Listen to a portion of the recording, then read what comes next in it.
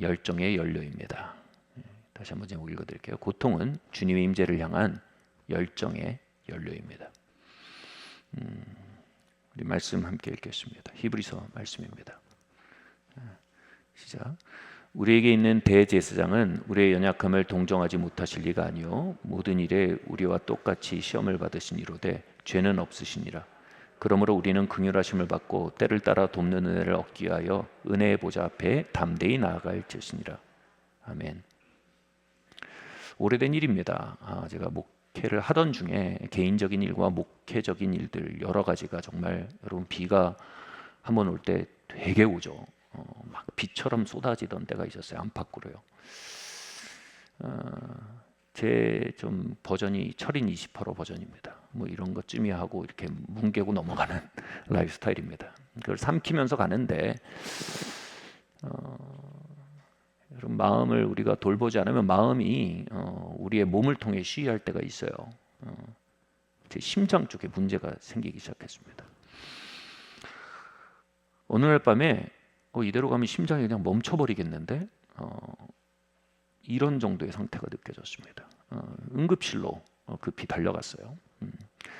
검사를 이것저것 하는데 아무런 문제가 안 나오는 겁니다. 마침내 의사의 소견이 나왔어요. 그 소견이 약간은 놀랐습니다. 시민성이라는 겁니다. 시민성.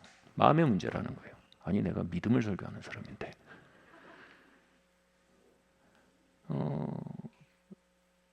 의사 선생님이 이러는 거예요. 더 진행하려면 이 흉부외과, 즉 심장에 관한 진료가 아닌 정신과 쪽으로 진료를 더 진료하고 싶으면 그쪽으로 추천을 오히려 해드립니다. 이렇게 얘기하는 겁니다.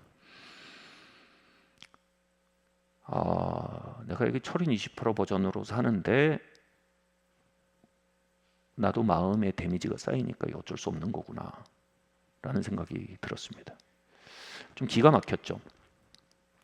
이제 집에 와서 쉬면서 며칠을 보냈는데 바로 그 다음 날 응급실에 갔던 다음 날 밤 11시 반인가요? 누가 초인종을 누르는 거예요. 문을 열어보니까 아까 사회를 봤던 임진환 목사님이 통닭 한 마리를 튀겨가지고 문 앞에 서 있는 거예요. 그걸 저한테 건네면서 진짜 되게 어렵게 저희가 20대 중반부터 같이 동역했거든요. 한 10여 년 만에 참고 참았던 말을 하는 거예요.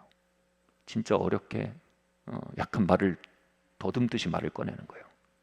목사님, 제가 한 말씀 꼭 드리고 싶어서 왔습니다.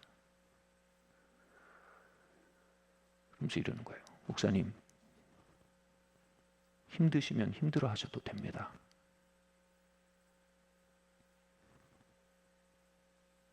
그래야 저희가 뭐라도 합니다. 그래야 저희가 기도라도 합니다. 힘들으시면 힘들어 하셔도 됩니다.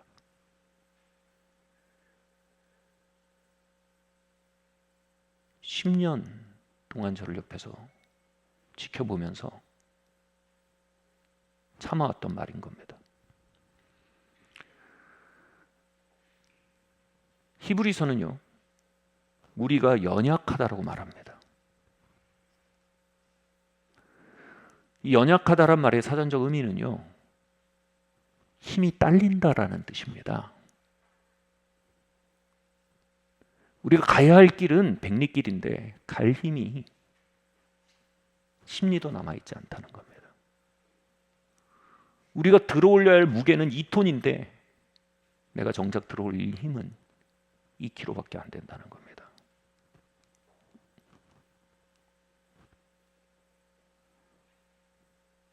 저는 내가 약하다는 사실을 받아들이는데 너무 오랜 시간이 걸렸어요. 내가 가야 할 길에 비해, 내가 져야 할 짐에 비해 나의 역량은 언제나 벅차다. 여러분, 이걸 아는 건 그냥 자신 없는 마음이 아닙니다. 이걸 아는 건 겸손입니다. 저만 그런 게 아닙니다. 우리 모두가 그럽니다. 어떻게 부정합니까? 성경이 그렇다고 얘기하잖아요. 우리가 약하다고요.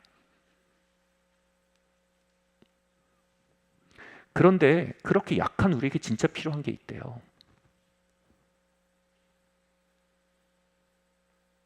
동정이랍니다. 동정.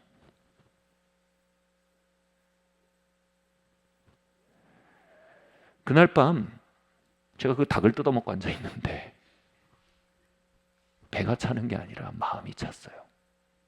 마음에 위로와 힘이 들어왔어요. 심장이 점점 편안해지더라고요. 그 뒤로 심장 건강을 위해서라도 힘들면 힘든다고 얘기합니다.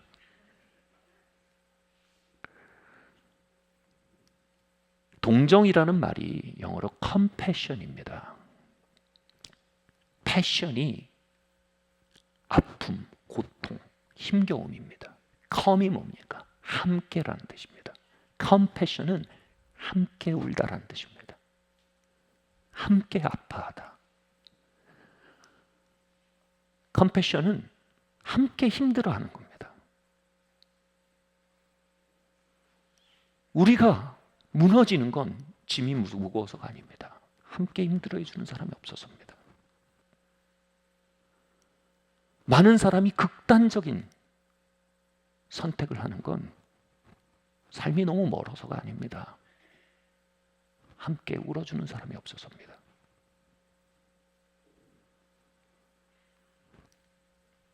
제가 고등학교 때 유행하던 노래가 있었어요. 하늘이여 나를 도와줘 그렇게 울고 있지만 말고.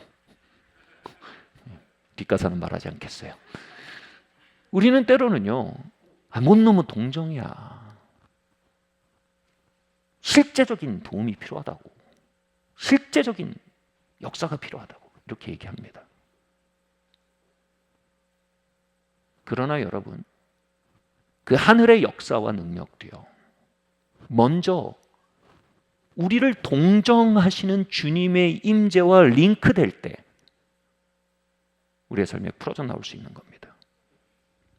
뭐라고 얘기합니까? 공감하시는 대제사장 예수 그리스도의 임재라는 게 뭐예요?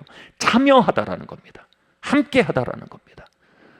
같이 우시고 같이 아파하시고 같이 신음하시는 대제사장 예수 그리스도의 내 삶에 참여해 주심, 임재입니다. 임재.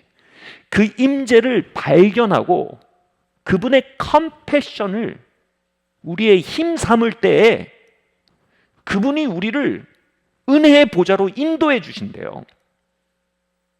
그리고 그 은혜의 보좌에서 때를 따라 돕는 은혜, in the time of need, 영어 성경에 이렇게 되어 있어요.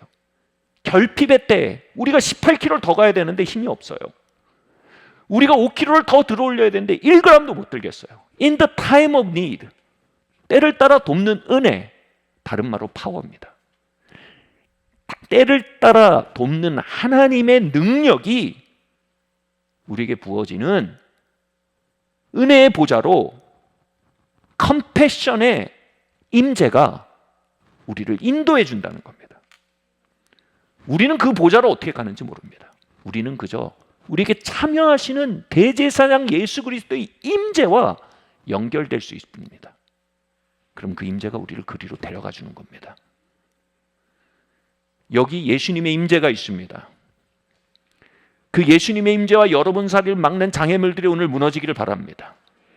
그 예수님의 컴패션, 그 동정, 그 공감하시는 참여의 임재가 우리 안에 열려지기를 바랍니다. 그러면 돕는 은혜를 향해 우리를 인도해 나가실 것입니다. 성경에서 나사로가 죽었습니다. 여러분, 가족 중에 이런이 죽는 거 진짜 버거운 일입니다. 나사로의 친자매였던 마르다와 마리아는요, 그 상황 속에 각기 다른 반응을 보입니다. 예수님의 임재가, 예수님이 그 장례식장에 출석하셨어요. 그런데 먼저 마르다가 나와서 예수님과 대화를 하는데요, 예수님께 그냥, 예수님, 오빠가 죽었어요. 내가 감당해야 안 돼요. 오빠 없는 삶을 내가 어떻게 견뎌야 될지 모르겠고 이 사건을 내가 치고 갈 힘이 없습니다. 예수님. 이러면 되잖아요. 근데 마르다가 그 사연을 떠낼 겸손이 없어요. 거기서 뭘 얘기하냐면 신학적 담화를 나누고 앉아 있습니다. 예수님 당신이 부활이신 걸 압니다. 그런데 이 장례식장에서 주님의 부활의 신학적 의미가 뭡니까? 이런 소리를 하고 있는 거예요. 그리고 당신이 부활하시는 거 아는데 이 부활 사건이 언제 이루어진다고 봐야 합니까? 그냥 그 앞에 울면 되잖아요. 그 앞에 그냥 토설하면 되잖아요. 그러니까 예수님도 대화를 하다니까 답답하니까 마르다야, 네 동생 어딨냐? 마리아를 부릅니다. 근데 마리아 보세요. 마리아가 예수님께 나와서요. 완전히 달라요. 와서 그 발 앞에 엎드러집니다. 그리고 웁니다.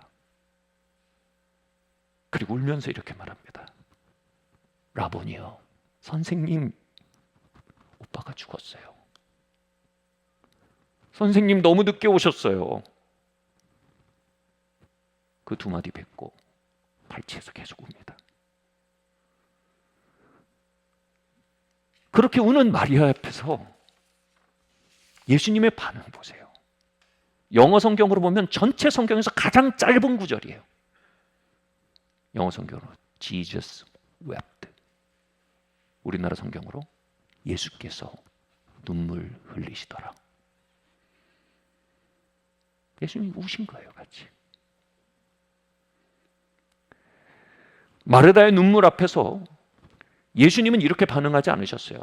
내가 부활이다. 그러니까 이건 울 일이 아니다. 또는 이렇게 말씀하지 않으셨어요. 내가 나사로 살릴 건데 왜 추저분하게 울어서 찐득한 분위기를 만드냐. 내가 살릴게 하지 않으셨습니다. 그분은 우셨습니다. Jesus wept. 그분은 신학적 진리의 상아탑에서 걸어 내려오셨습니다. 그분은 모든 일의 결말을 주장하시는 주권적 전능함에서도 걸어 내려오셨습니다.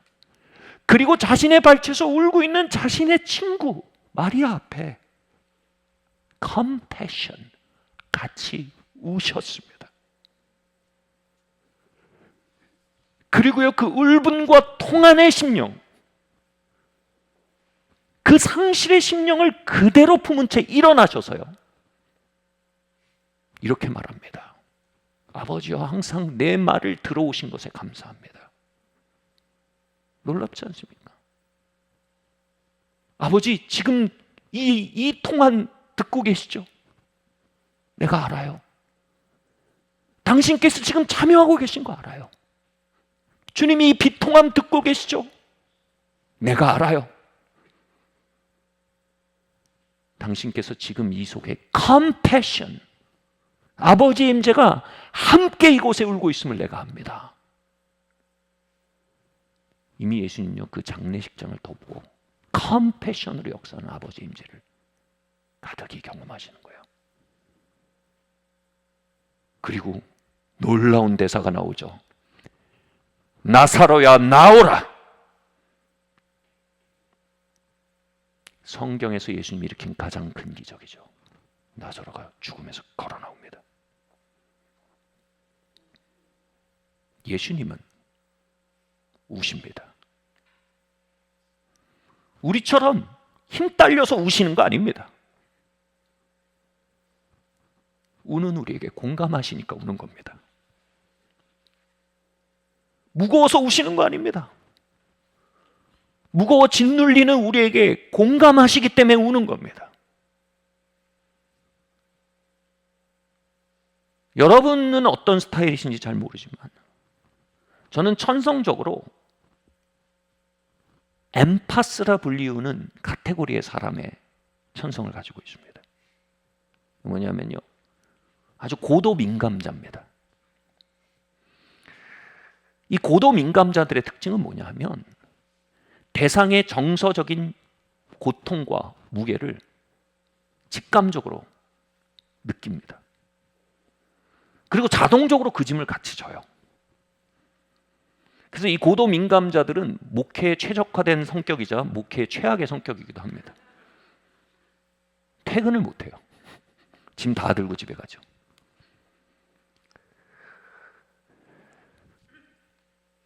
이 고도 민감자를 성경으로 표현하면 이겁니다. 긍휼이 풍성하신입니다.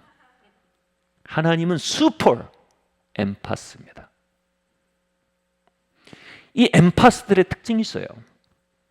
같이 시간을 많이 보낸 것으로 친밀함을 느끼는 게 아닙니다.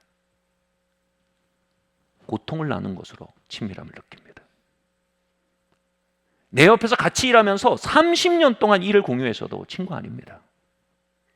근데 만나서 고통을 공유하면 compassion, 하룻밤에도 친구가 되는 겁니다. 하나님은 긍휼에 풍성하신 하나님이십니다. 하나님은 그분의 능력으로 마리아의 짐을 들어올리기 이전에 먼저 친구이심을 확인해야 합니다. 하나님은 먼저 그분의 은혜로 in the time of need, 우리의 필요의 때에 역사하시기 위해 이전에 먼저 우리와 그분의 우정이 확인돼야 합니다.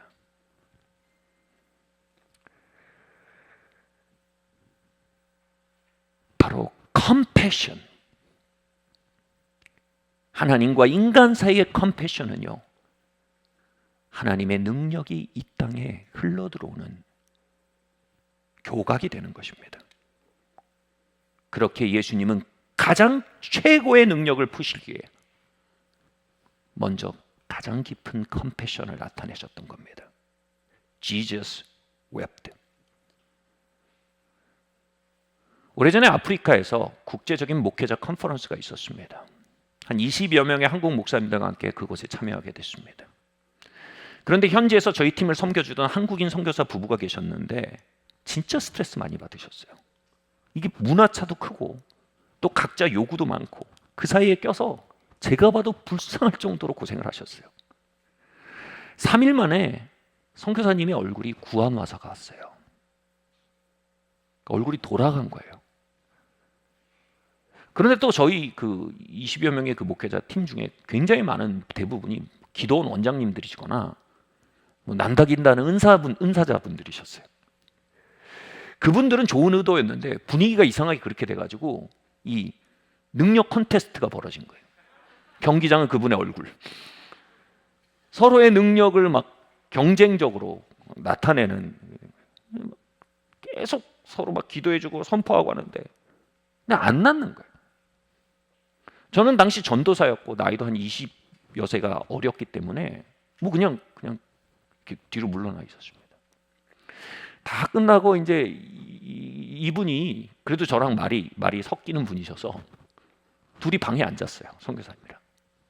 근데 선교사님이 두런두런 그 얘기를 하시는 거예요. 전사님, 제가 이 일을 하면서 사실은요, 하면서 막 얘기를. 마음이 너무 아픈 거예요.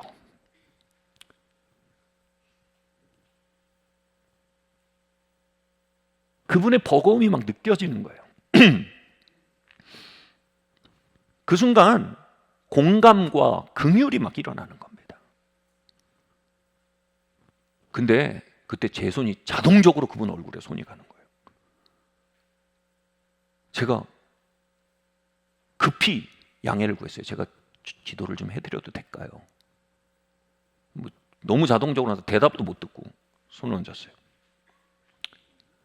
왜냐하면요, 정말 알 수 없는 전류와 같은 능력이 그분의 형편과 처지에 컴패션이 일어나는데, 긍휼이 일어나는데, 공감이 일어나는데 순간 진짜 하늘과 그분의 처지가 연결된 것 같아서요, 그 전류와 같은 능력이 막 흘러가는 느낌이 들어가지고 손을 얹은 거예요. 그 선교 선생님이 갑자기 눈이 동그래져서 그랬어요. 전사님, 한 번 더 기도해 주세요. 지금 느낌이 돌아오고 있어요.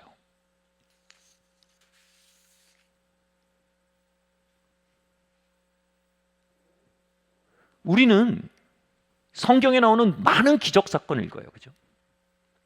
기적 사건의 그 스케일에 속된 말로 진짜 눈알이 튀어나올 것 같아요. 뭐 죽은 사람을 불러 살리시고 오병이어로 5,000명을 먹이시고 막 예수님이 막 능력을 막 시위하시는 것 같습니다. 근데 그분 능력 시위하신 게 아니에요. 하나님의 능력은 언제나 하나님의 love language예요. 사랑을 시위하신 거예요. 우리가 그 능력의 눈이 튀어나와서 그 앞에 있는 구절을 항상 놓쳐요. 그 구절은 언제나 이렇게 써 있습니다. 예수께서 긍휼히 여기사 그들의 패션, 그들의 순애에 컴패션 하신 거예요. 바로 예수께서 긍휼히 여기시는 임재로서 그곳을 채우신 거예요. 공감하고 참여하는 주님의 임재가 그 공간을 채운 게 그 모든 가시적 기적에 항상 선행하는 거예요. 여러분, 하나님의 기적이 가득하시길 바랍니다. 하나님의 돕는 손길이 함께 하시길 바랍니다. 하나님의 치유와 고치심과 회복하심과 바르게 인도하심과 지혜가 함께 하시길 바랍니다. 그것을 위해 우리가 반드시요 먼저 우리의 형편과 처지에 참여하고 함께 하시는 주님의 임재를 먼저 발견해야 합니다. 임재가 먼저입니다. 세월호 사건이 벌어졌을 때입니다. 여러분, 얼마나 기가 막혔습니까? 전 아직도 기억이 나요. 그때 목회팀이 아마 화요일이었던 것 같은데 점심을 같이 먹거든요. 같이 점심을 먹는데 샤브샤브를 먹고 있었는데 TV에서 배가 뒤집어져서 가라앉는 거예요. 그때만 해도 뉴스가 그랬어요. 이거 큰 그건 아니고 사람을 다 건질 수 있다고 이렇게 나왔어요. 사상자가 나오지 않을 거라고. 근데 그 채로 그대로 가라앉아서 수백 명의 아이들이 그곳에 죽어버린 거예요. 기가 막히죠.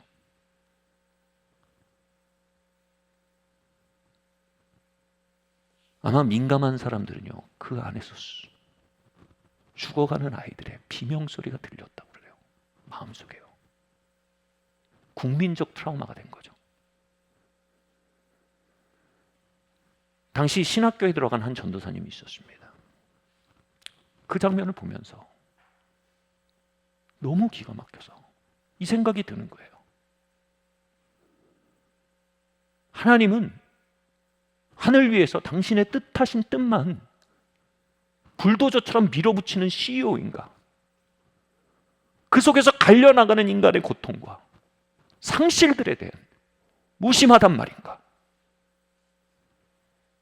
이 고민 끝에 신앙이 식어지고 방황이 시작됐습니다. 전도사지만 믿음을 잃을 지경이 되었는데 그러던 중에 세월호에서 아들을 잃은 아버지가 써놓은 현수막을 읽고는 인생이 바뀌었다고 합니다. 현수막에 이렇게 적혀 있었습니다. 내가 하나님 아버지를 믿는 이유는 그분이 나와 같이 아들을 잃어본 아픔을 아시기 때문이다. 그 신학생은 머리를 망치로 맞은 것 같답니다. 그리고 그는 이렇게 후에 고백합니다. 이전까지는 그저 하나님이 인간을 유기하시고 인간에게 무관심한 신인 줄만 알았는데 나보다 훨씬 아프시고 훨씬 더 고통 가운데 계셨던 그분의 고백은 하나님께서 우리의 상황과 고통과 아픔을 이해하시고 공감하시는 분이라는 사실이었다. 그 사실이, 그 임재가 나를 들어일으켰다. 그리고 그 무너지는 순간에 자신을 일으킨 그 임재와 은혜를 담아서 공감하시네 라는 찬양을 작곡 작사하게 되었습니다. 아이를 잃은 아버지와 함께 컴패션하신 하나님 아버지의 임재가 무너지던 사명자의 부름과 꿈을 살려냈습니다. 그리고 그 찬양을 통해 수많은 사람들이 다시 일어나고 자살을 결심했던 사람들이 돌이키고 주님을 떠나려 했던 이들이 주님께 다시 돌아오는 일들이 있었던 것입니다.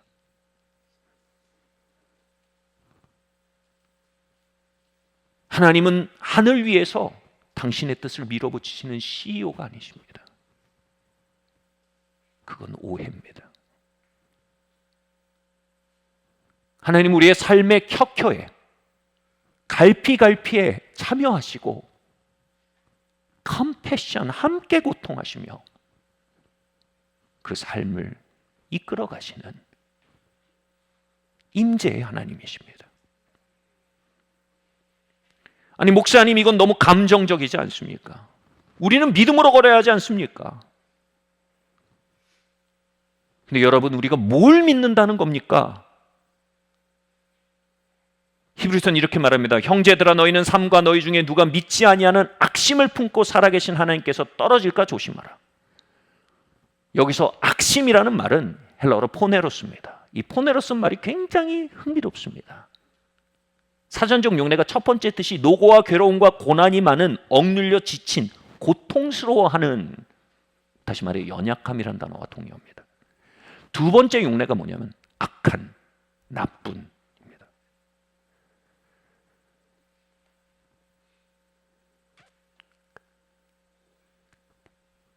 이 포네로스 속에서 슈퍼 엠파스의 하나님, 임재하시는 하나님, 동참하신 하나님을 믿지 아니할 때, 우리를 위해 하늘 보좌를 버리고 우리의 참 처지에 참여하신 하나님을 믿지 않을 때, 우리의 곤란과 죄를 긍휼히 여겨 십자가에 참여하시고 그 십자가를 통해 오늘도 우리의 순환에 함께 참여하여 고통하시는 하나님의 컴패션을 믿지 않을 때 우리의 수고와 지침과 고난이라는 포네로스는 악함과 나쁨이라는 두 번째 의미로 부패되어 간다는 겁니다. 기독교의 유일무이한 신론, 타종교와 완전히 구별되는 신론의 특징이 바로 이겁니다. 고통당하는 하나님입니다. 우린 걸 교리적으로 믿지만 심정적으로 믿지 못합니다. 이것을 심정적으로 믿을 때 비로소 우린 진정한 기독교인입니다. 그분은 우리와 고통하고 계시다. 여러분 그 믿음을 가질 때 우리는 고통에 대해 전혀 다른 선택을 하게 됩니다. 또한 믿음이 없어도요 고통에 대해 전혀 다른 방향의 선택을 하게 됩니다. 한 가지 선택은요 우리의 포네로스, 우리의 연약함을 그분의 컴패션과 함께하는 만남의 장으로 만드는 것이고요. 다른 선택은요 믿지 아니할 때 우리의 포네로스를 악함과 부도덕으로 기울어지게 하는 지옥의 기회로 만들어버리게 되는 겁니다. 한 드라마를 봤는데 거기에 우리처럼 삶이 버거운 한 청소년이 나옵니다. 청소년들의 특징은 이거예요. 자기만 힘들다고 생각하는 경향이 좀 있어요. 근데 조금 성숙하면 어떻게 돼요? 다 힘들고 나는 거 알게 되죠. 근데 뭐 저를 참고하니까 그래요. 근데 이 드라마에서 이 청소년이 자신의 형편과 처지를 아는 사람을 인터넷에서 만납니다. 이제 좀 뻔한 구조죠, 그죠? 그리고 막 채팅을 해요. 근데 그 사람이 너무 공감해 주는 거예요. 네 형편 알아? 네 처지 알아? 도닥도닥 해주는 거예요. 온라인이지만 그의 임재가 자신을 위로하고 채우는 거예요. 그런데 실상 그 사람은 그 10대를 이용하고 착취하려는 학대자였어요. 이 청소년은 온라인 너머에 있는 그 사람을 실제로 만납니다. 왜요? 우리의 모든 고통은 결국 공감자를 찾아 여행하게 되어 있습니다. 그게 아무리 멀어도요, 아무리 위험해도요, 어떤 대가를 치르더라도요, 우리의 마음이 공감자라고 믿을 때 우리의 고통은요, 그것을 향해 연어처럼 거슬러 나갑니다. 결국 그와 만났는데 그 청소년은 착취당하고 삶이 크게 망가져 버립니다. 여러분 이것처럼요, 우리의 고통을 놓고 거짓 공감자인 지옥 또한 강력한 프로포즈를 하고 있습니다. 그럴 것 같죠? 핸드폰도 아멘이라고 하는 것 같은데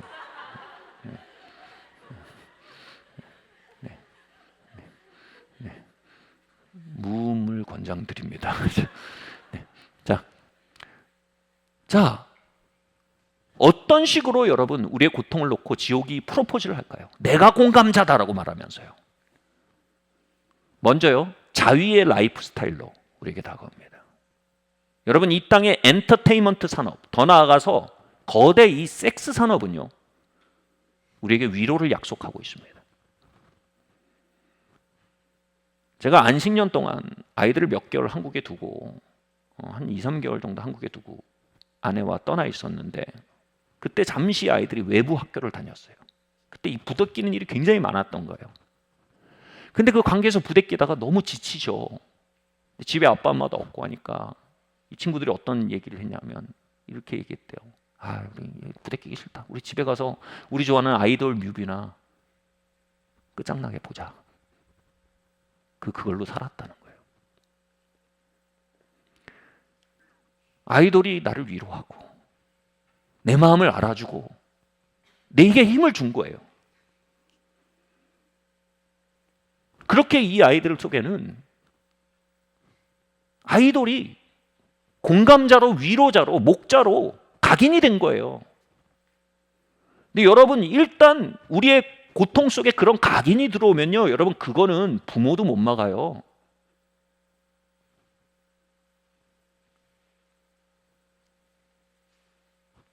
이걸 거스르기가 굉장히 어려워요. 이게 바로 자위의 문화예요. 스스로 위로하기 위한 추구가 문화가 되고 산업이 되는 거예요. 그 정점엔 마약과 같은 극단적인 중독의 사슬이 있어요. 두 번째는요, 파괴적인 라이프 스타일이에요. 한 학자가 위로의 심리학이라는 책을 썼어요. 굉장히 흥미로운 구절이 나옵니다. 모든 고통은요, 마치 허기진 것 같아서 위로를 고대한답니다. 그리고 모든 고통이 위로를 고대할 때 그 위로가 적절한 때 주어지면 삶에 대한 베이직 트러스트, 근본적인 신뢰가 형성이 된답니다. 이게 되게 중요하대요. 위로에 대한 베이직 트러스트가 있으면 그 아이가 순기능적인 아이로 자라는 거예요. 근데 적당한 때에 위로가 오지 않으면 그 기대가 깨지는 거예요. 그러면서 삶에 대한 베이직 트러스트가 무너지는 겁니다. 베이직 트러스트가 무너진 고통은 어떻게 역사하냐면요, 방향을 바꿉니다. 위로를 향해 가는 게 아니고 어떻게 되냐면, 처음엔 뭐예요? 내가 고통 가운데 있으면 위로가 와서 내가 올라가길 기대합니다. 근데 베이직 트러스트가 무너지고 위로가 오지 없다, 공감은 없다, 그런 건 없다 라고 생각하면 어떻게 움직이냐면 주변을 끌어내리는 쪽으로 움직여갑니다.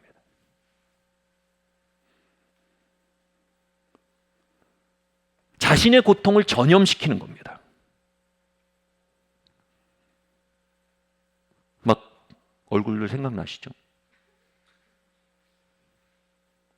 막 난데없이 와서 짜증을 부립니다. 알고 보면 뭐예요? 굉장히 힘든 일이 있었던 거예요. 그 주변을 다 끌어내리는 거예요. 그럼 얘기하죠. 아니, 너 힘들으면 힘들다고 그래. 나한테 위로해달라 그러고 차라리 공감해달라 그래. 베이직 트러스트가 없어요. 이제 그에게 살 길은 다 끌어내리는 것밖에 없는 거예요.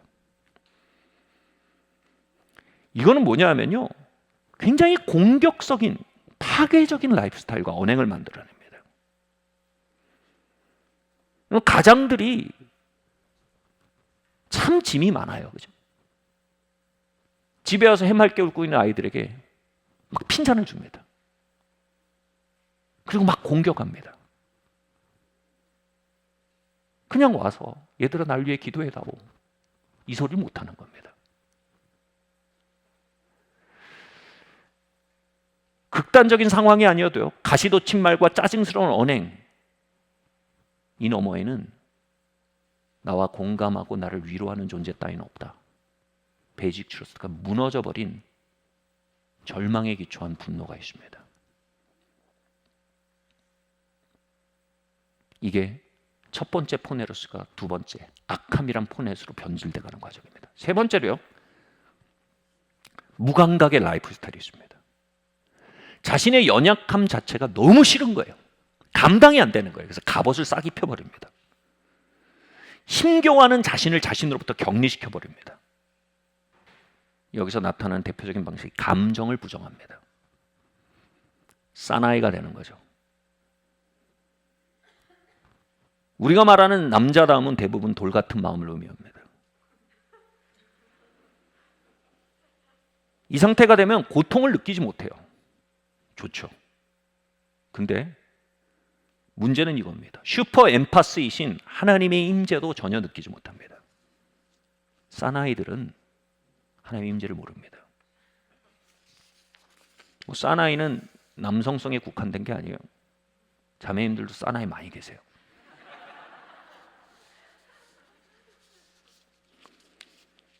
사나이들은 진정한 사랑을 모릅니다. 사나이들은 우정을 느끼지 못합니다. 삶의 위로와 행복도 느끼지 못합니다. 고통이 무서워서 감정을 셧다운해서 훨씬 더 큰 세계를 같이 잃어버린 겁니다.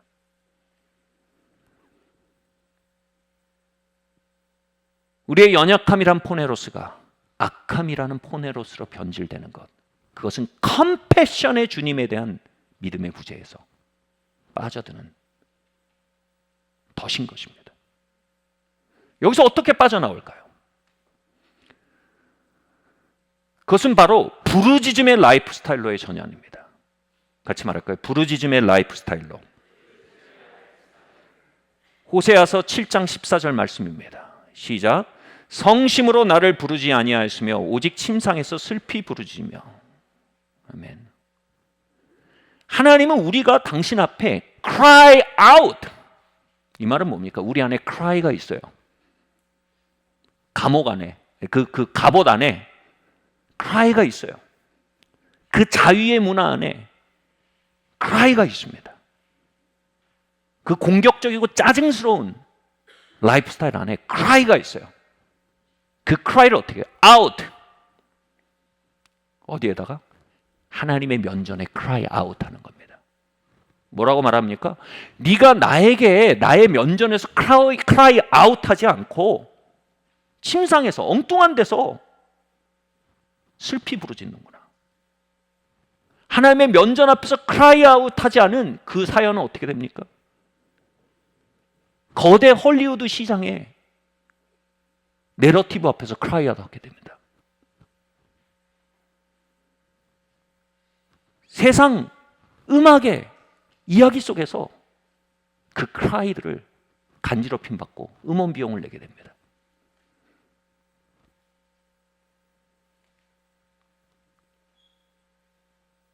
하나님은 하나님의 면전 앞에 그것을 가져와 cry out 하라는 겁니다. 당신의 임재 안에서요. 시편을 읽어보면 진짜 놀랍습니다. 제가 정말 힘들 때는 다른 성경이 안 읽히고 시편만 읽힐 때가 있어요. 왜냐하면 시편을 읽어보면요, 인간이 느끼는 부정적인 감정의 백화점입니다. 그 표현력들이 정말 어마어마합니다. 이건 심리학자들과 정신과 의사의 얘기예요. 시편을 보면 곳곳에 우울증이 나타납니다. 곳곳에 피해 망상이 요즘 말로 쩝니다. 자기 연민의 PT 파티가 벌어집니다. 심지어는 자살 충동이요, 곳곳에 나타나고요. 이거보다 더한 건 살인 충동이 나타납니다. 주여 악인들의 뺨을 치시고 그들의 이를 꺾으소서. 이를 꺾는다는 게 요즘 말로 강냉이를. 이건 개역 성경으로 번역하기 점잖죠. 이거 날 것을 읽으면요, 이거 성경 맞아? 근데 이게 뭐예요? 이게 다 하나님 면전 앞에서 한 얘기예요.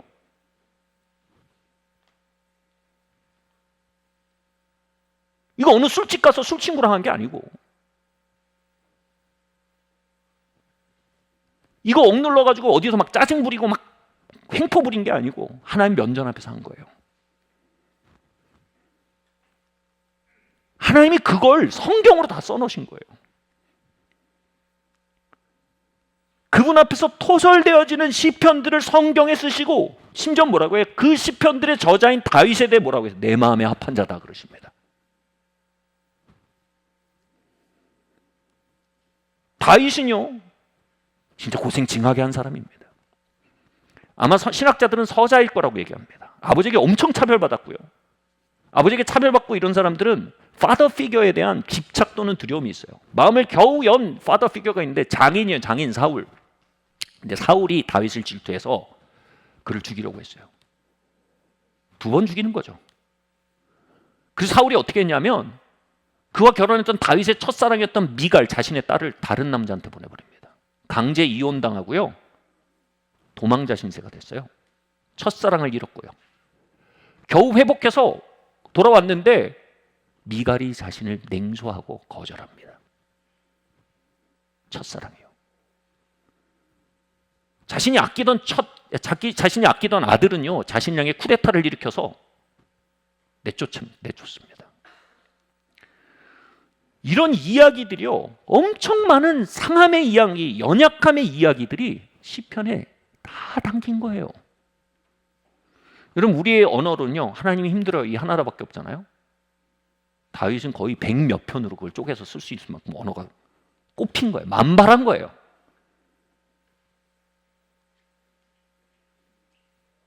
바로 하나님의 임재 앞에서 면전에서 모든 고통의 갈피, 감정의 갈피를 다 공유한 거예요.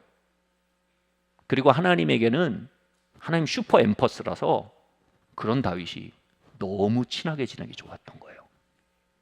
내 마음에 합한 친구다. 내 베프다 이겁니다. 그리고 뭐라고 했습니까? 하나님이 기뻐 받으신 건 상한 심령이라. 상한 심령의 예배를 내가 언제 소 달라 그랬냐? 내가 언제 양 태워달라 그랬냐? 진짜 내가 받고 싶은 예배는 상한 심령이야. 너 깨진 얘기 있지? 너 죽겠는 얘기 있지? 너 헐떡이는 얘기 있지? 그 얘기를 나랑 공유해다오. 왜냐하면 난 슈퍼 엠파스 하나님이야. 나는 거기서 관계가 설정돼. 내가 그렇다. 그래서 하나님 겸손한 자와 친하신 거예요. 철인 28호는 하나님이랑 별로 친할 수가 없어요.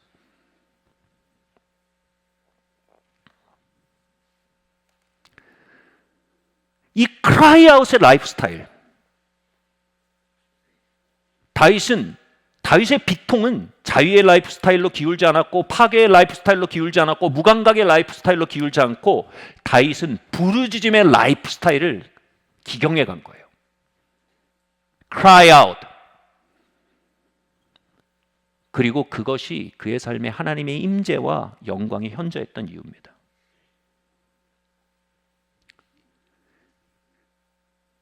제가 신학교를 9년 다녔어요. 유급한 게 아니고 학부 4년, MDB 3년, THM 2년. 왜 이렇게 오래 다녔냐면 공부를 할수록 뭐가 나오냐면 내가 얼마나 통념적으로 알던 하나님이 실제 하나님과 얼마나 다른지, 통념과 진리 사이에 얼마나 큰 격차가 있는지를 공부를 할수록 더 보는 거예요.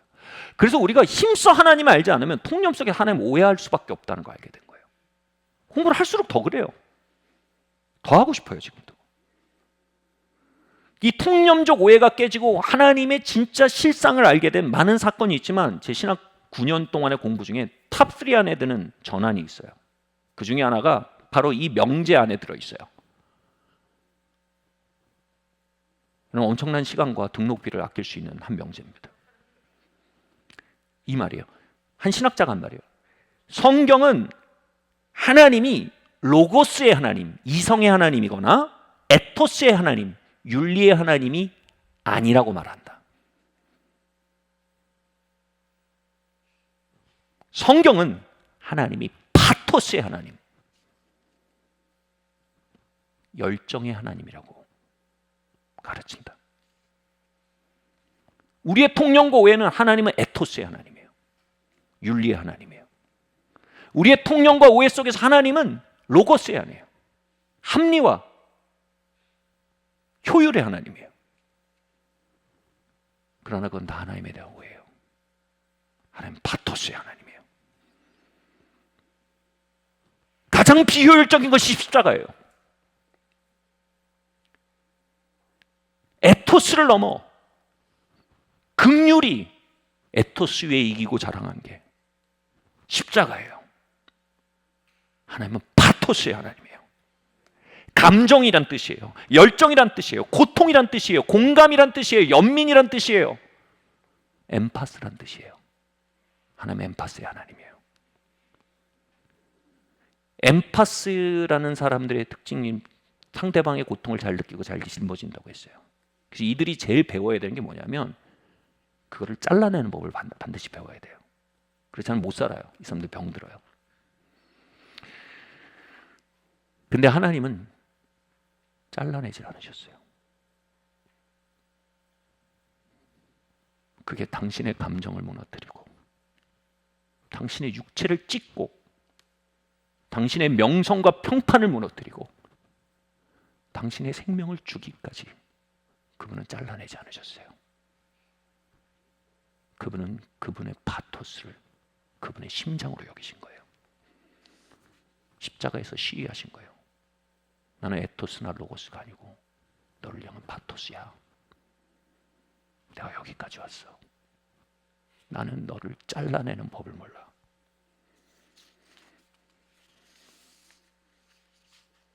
이 파토스라는 단어가 잘 반영된 단어가 패션이에요. 패션, 영어로요. 패션은 두 가지 의미가 있어요. 하나는 순환이란 뜻이고요. 하나는 열정이란 뜻이에요. 약간의 워드플레이겠지만 패션 오브 크라이스트 뭡니까? 그리스도의 순환이에요. 패션 포 크라이스트, 그리스도를 향한 열정이에요. 그리스도의 순환이 우리의 패션을 향한 컴패션이 될 때 우리의 패션은 그분을 향한 패션이 돼요.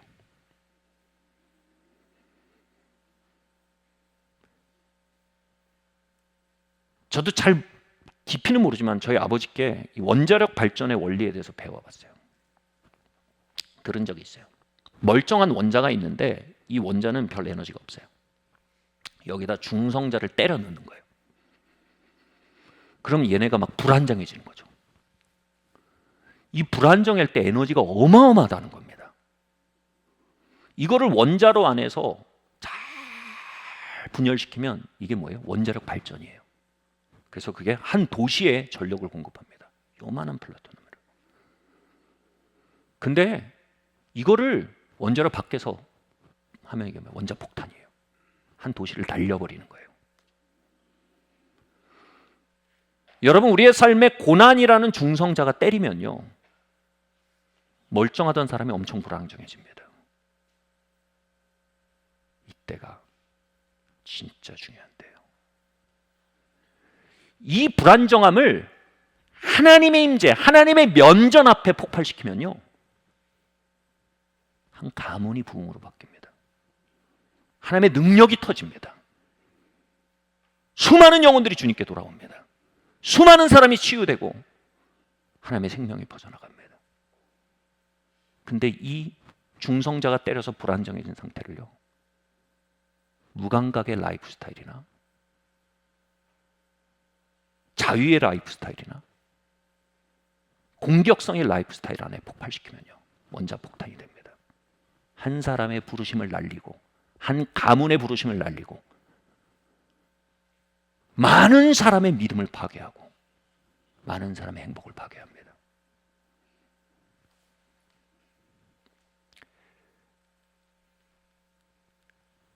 Passion of Christ, 슈퍼 엠파스 하나님의 동참하시는 임재 안에 우리의 패션, 우리의 고통이 컴패션으로 녹아들지 않으면요,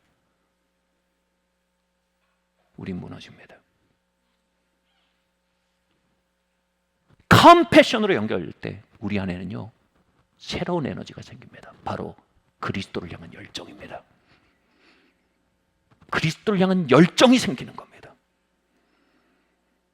Cry out 라이프스타일은요, Passion for Jesus의 시발이 되는 것입니다. 우리가 Passion for Jesus, Cry out 라이프스타일로 나가는 단계에 대해서 짧게 나누고 이제 말씀 마치려고 합니다. 첫 번째로요, 하나님의 면전에서 감정을 저평가하지 마십시오. 하나님의 면전에서 감정을 드러내셔야 됩니다.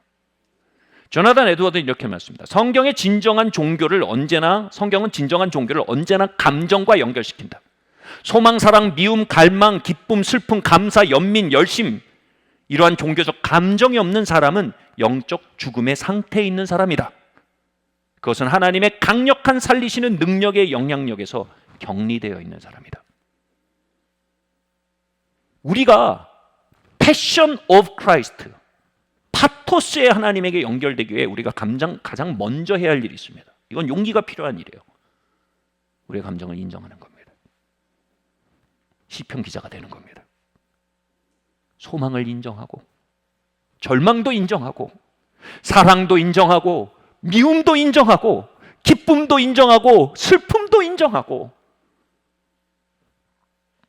주님의 면전 앞에 감정이 있는 한 사람으로 되살아나야 합니다. 우리 같이 한번 마음에 손을 얹어 보시겠어요? 같이 한번 말하겠습니다. 고백 문의자가 있는데 같이, 주님, 파토스의 하나님, 나의 감정을 지으신 하나님, 나의 감정을 부정하고 살아온 것을 돌이킵니다. 감정에 휘둘리지 않기 원하지만 동시에 감정을 부정하며 살지 않기로 선택합니다. 감정은 하나님의 임재를 경험하는 나의 성소입니다.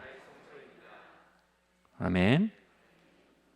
두 번째로요, 하나님의 면전에서 나의 작은 고통도 저평가하지 마십시오. 여러분, 우리 안에 있는 외로움은요, 그분의 버려짐을 알 수 있는 매체입니다. 외로움이 없는 사람은요, 거절당하신 그분과 컴패션할 길이 없습니다.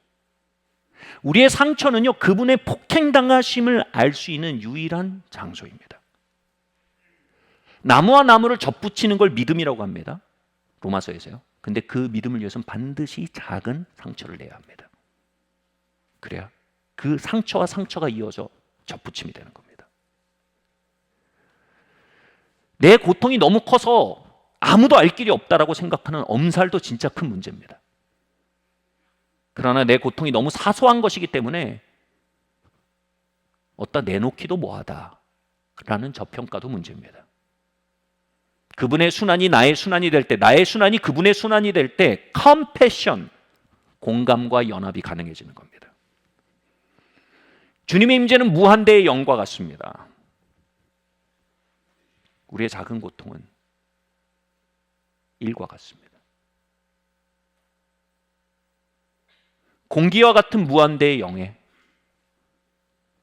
하나뿐이 우리의 작은 고통이 함께 선다면 그곳에 천, 만, 억의 역사가 나타날 수 있는 겁니다.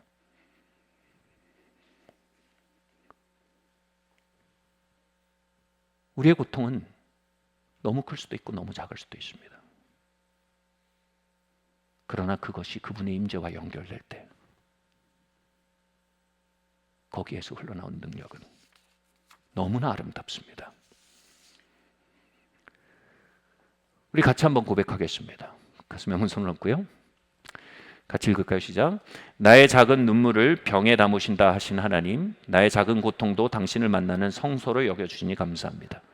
나는 나의 고통이 크건 작건 당신과 제일 처음 나누겠습니다. 당신은 동정하시는 주님이시며 당신의 임재가 나의 베스트 프렌드이기 때문입니다. 아멘. 그분의 면전에서요, 그분을 100% 만드십시오.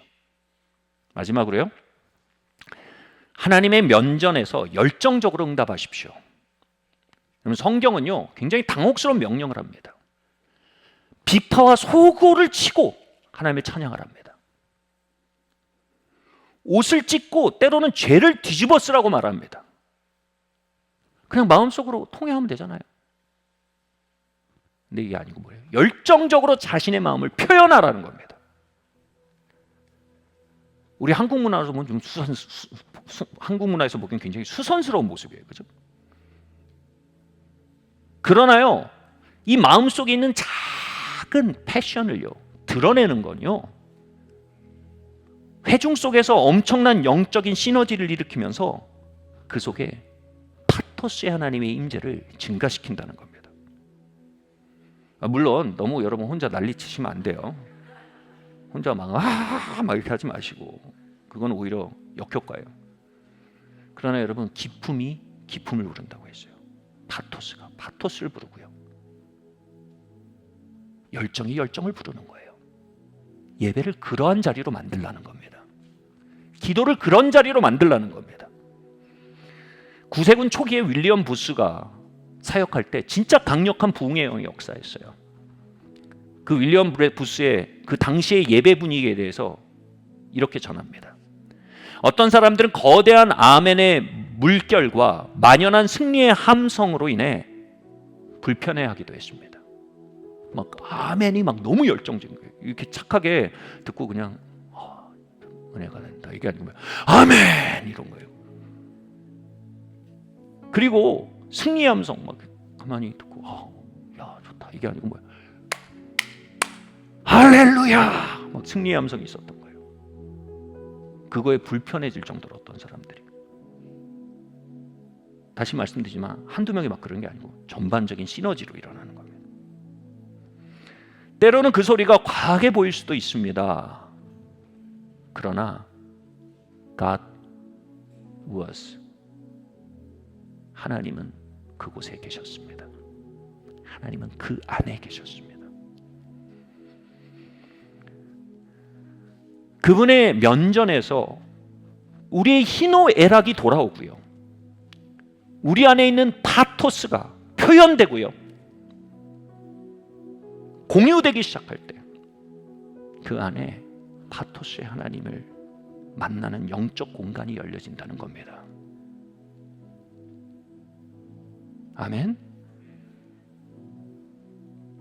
여러분, 우리 점잖은 한국 사람 껍질을 잠깐 벗어봅시다.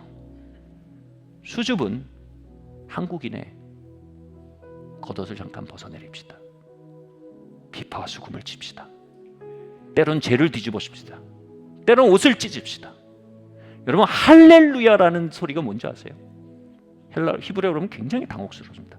미친 듯이 빙글빙글 돌며 하나님을 찬양하다는 뜻입니다. 별로 권장드리고 싶진 않아요 지금. 이게 뭔지 아세요? 감추지 말고 드러내라는 뜻입니다. 여러분, 파토스의 하나님 앞에 예배하십니까? 수줍음이 가득한 한국 사람들 사이에서 예배하십니까?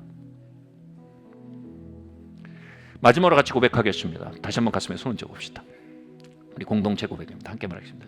주님, 당신의 명전에 나의 감정과 열정을 표현하기로 결정합니다. 그것은 스포츠와 드라마, 공연에 쏟아내되 당신 앞에 아꼈음을 돌이킵니다. 당신이 나의 열정을 표현하는 첫 번째 대상이 되게 하겠습니다. 아멘. 잘서 일어납시다.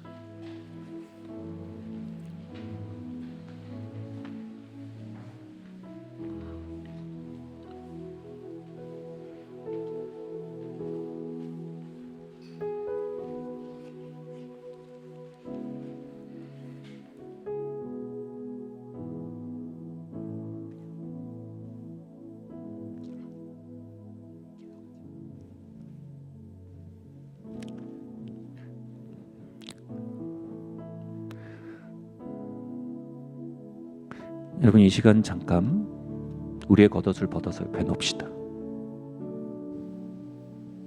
우리의 가면도 벗어서 옆에다 놓읍시다. 부끄러움 많고 점잖은 주변 사람의 프레젠스가 아니라 파토스의 프레젠스 앞에 섭시다.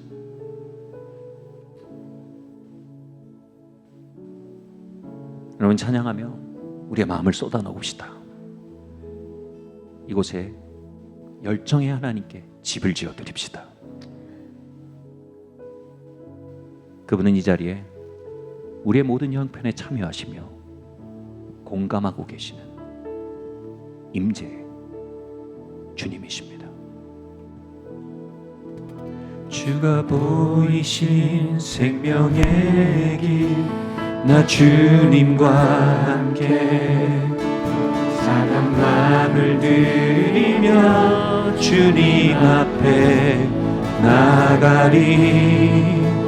나의 의로움이 되신 주 그 이름 예수, 나의 힘이 되신 이름 예수. 주가 보이신 생명의 길, 나 주님과 함께 상한 마음을 드리며 주님 앞에 나가리. 나의 의로움이 되신 주 그 이름 예수, 나의 힘이 되신 이름 예수. 나의 힘 오직 주가 하시나니. Cry out. 주님께 부르짖으세요. 벗어나세요. 고백하세요. 우리의 마음의 열정을 주님께 고백합시다. 우리의 마음의 감정들을 이 시간 표현하고 나아갑니다. 나의 길 오직 주가 하시나니. 나의 길 오직 그가 하시나니. 나를 달려다신 후에 내가 정금같이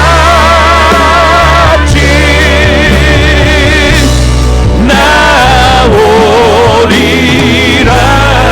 나에게 당신은 아십니다. 나의 삶의 갈피를 당신은 보십니다. 당신은 저 높이에 계신 CEO가 아니라 나와 함께 참여하시는 나의 베스트 프렌드이십니다.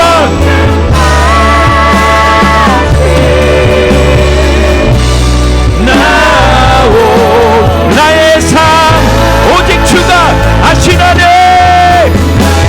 주님의 면전의 앞에 나아갑니다. 주님의 면전 앞에 섭니다. 주님의 얼굴 앞에 섭니다. 내가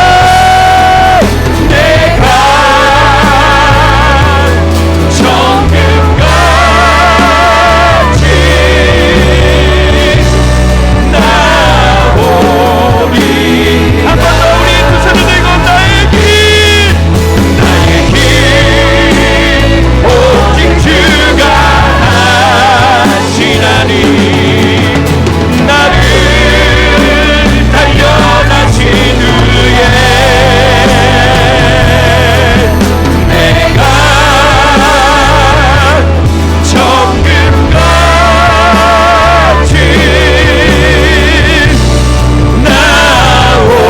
나오리라. 주님, 나의 포네로스를 잘못된 라이프 스타일 안에 터뜨려 왔음을 회개합니다. 그곳 안에 나의 영성이 무너졌고, 나의 관계가 무너졌고, 나의 도덕이 무너졌고, 나의 유업이 무너졌고, 나의 약속들이 무너졌습니다. 주님이 이제 내가 크라이 아웃의 라이프 스타일로 돌아오기를 원합니다. 부르짖는 라이프 스타일로 돌아오길 원합니다. 주님의 피로 주님 자유의 라이프 스타일을 씻어주시고, 주님의 피로 파괴의 라이프 스타일과 무감각의 라이프 스타일을 씻어 주시옵소서. 내가 이제 크라이 아웃 부르짖음의 라이프 스타일로 돌아옵니다. 주님의 면전 앞으로 돌아옵니다. 주님, 나를 이끌어 주시옵소서. 우리 주여 한번 부르짖고 기도하겠습니다. 주여. 주님 아버지 하나님, 주님 할렐루야. 주님의 놀라운 은혜와 자비로 아버지 하나님 이 자리에 이끌어 주시옵소서. 아버지 하나님, 우리가 스스로를 위로하기에 선택했던 자위적인 라이프 스타일을 주님 아버지 하나님 돌이키길 원합니다. 그 라이프 스타일에서 걸어 나오기를 원합니다. 이 시간 우리에게 공감하고 참여하시는 주님의 놀라운 임재 앞으로 돌아오기를 원합니다. 주님 할렐루야. 주님 아버지 하나님, 우리가 짜증내고 공격하고 주변을 끌어내리는 라이프 스타일에서 회개합니다. 투덜거리고 분노하고 비판하고 저주함을 통해서 주님 나의 자리로 다른 사람들을 끌어내리려 했던 아버지 하나님, 우리의 연약한 선택들, 잘못된 선택들을 회개합니다. 또한 아버지 하나님, 스스로를 아버지 하나님 무감각의 감옥에 가두고 주님 아무것도 느끼지 않기로 결정하고 살아온 아버지 하나님, 그 갑옷을 벗기로 결정합니다. 이 시간 아버지 하나님, 시편 기자의 자리, 아버지 하나님이여 그 아버지 하나님 다윗의 자리, 그 크라이아웃의 자리로 우리가 돌아오기를 원합니다. 부르짖음의 자리로 돌아오길 원합니다. 주님 아버지 하나님, 주님의 임재와 주님의 아버지 하나님의 주님의 기도와 주님 아버지 예배의 영성을 부어주시옵소서. 할렐루야. 주님 아버지 하나님, 우리에게 참여하시고 공감하시는 주님, 이 주님 이 자리에 가운데 주님 역사하여 주시옵소서. 할렐루야. 아멘.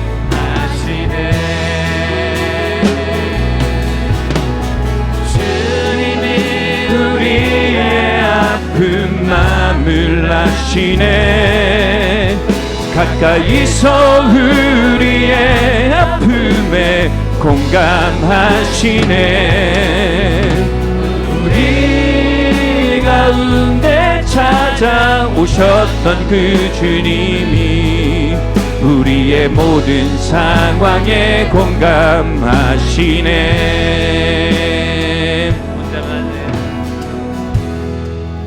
혼자서만 세상을 살아도지 주가 멀어 보이기만 할 때 우리는 바라보아야 하네. 우리에게 오셨던 그 주님을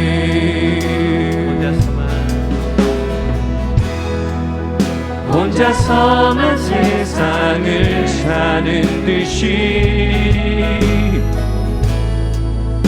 주가 멀어 보이기만 할 때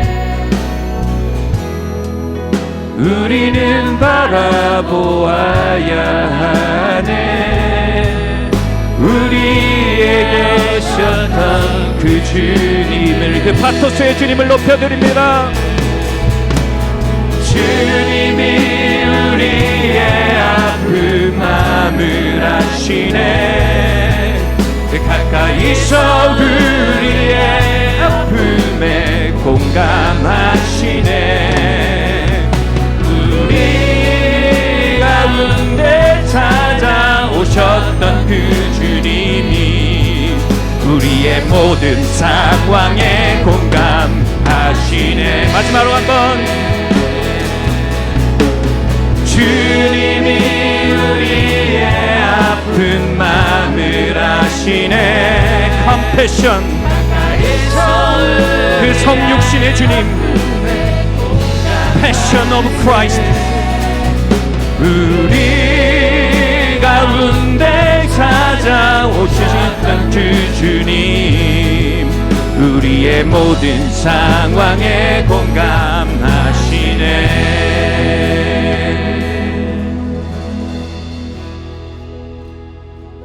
겟셋마네에서 내가 고민하여 죽게 되었도다.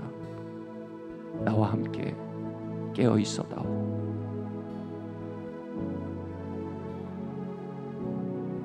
그 동참을 기대하신 주님,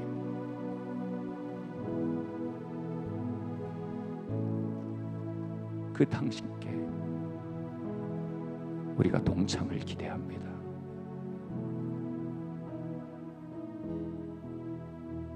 아니, 당신의 동참을 믿습니다. 우리의 눈을 열어 파토스의 주님의 임재를 발견하게 하시고 악하고 병든 포네로스로 기울어져 가던 우리의 연약들이 당신에 향한 열정으로 변화되어 가도록 주님, 우리의 불안정의 시간 동안 우리를 빚어가시고 계신 것을 이 시간 바라봅니다. 당신의 빚으시는 손길이 모든 이들의 핵분열의 시간 동안 그 불안정의 시간 동안 삶의 켜켜에 역사하기를 이 시간 축원합니다.